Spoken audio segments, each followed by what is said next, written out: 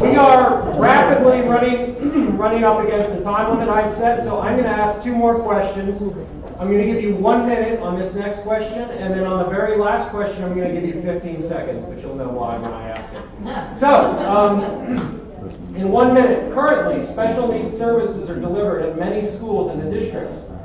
Do you feel these services would be better served at a dedicated school?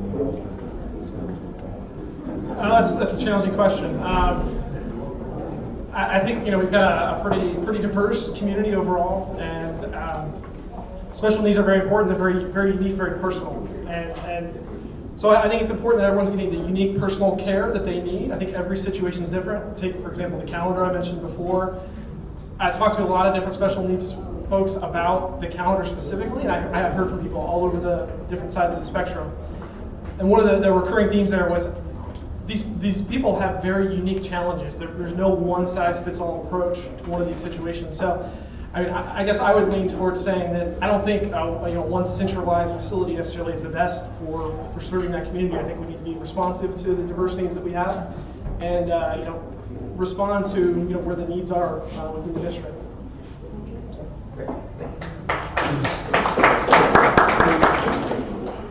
Well, as an educator and very familiar with special needs children and very familiar with the ARD process and the IEP. The IEP is very individualized, and I don't know that I see, that conversation has been talked about for many, many years. I mean, the inclusion piece of, special needs children, and it's all very individual. So I don't know that, that's a difficult question to answer. I think there may be some situations, but I think our children are, that's difficult to say, okay, you're going to totally separate them away from their peers. It is truly too individualized.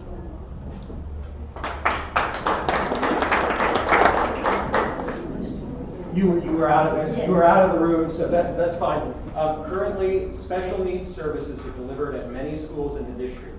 Do you feel these services would be better served in a dedicated school? 1 minute. Yes.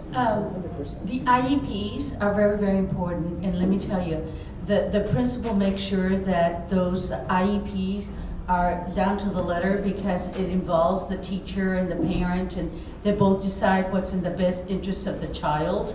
I think that what we have currently in place is working. Special needs children need a lot more than just the IEP, they need a lot more services. And I do advocate for more services for special ed children, but the IEPs are working currently.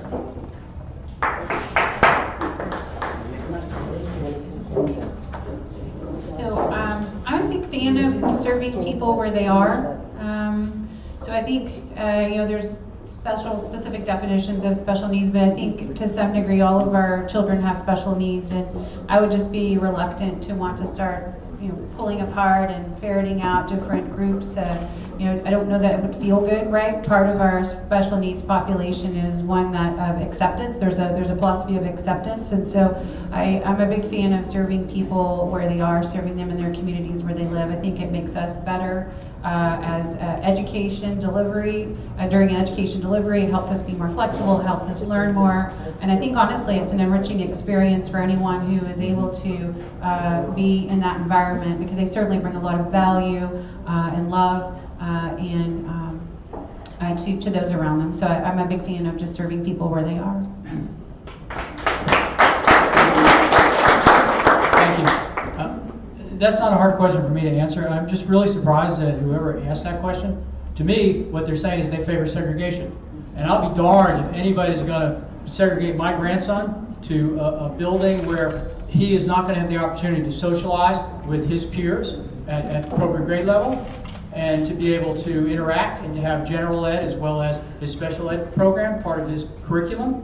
And I know there's a lot of teachers who teach special needs children, and I think they would absolutely agree that would be such a, it's a non-starter. It's really not even worth discussing. I think we have to deliver those services where they need to be. Now, we have cluster programs, and that makes sense. You can't afford to have all these programs at every elementary school, every middle school, and that's okay. But they are still with the general population, all those special needs students. And then there are some cases. Now, when students age out of high school, now we have the Mosaic program at the Community Learning Center. A great program for their next 4 years to help them transition into society at large. That's a great thing, and that's a good thing to have centralized.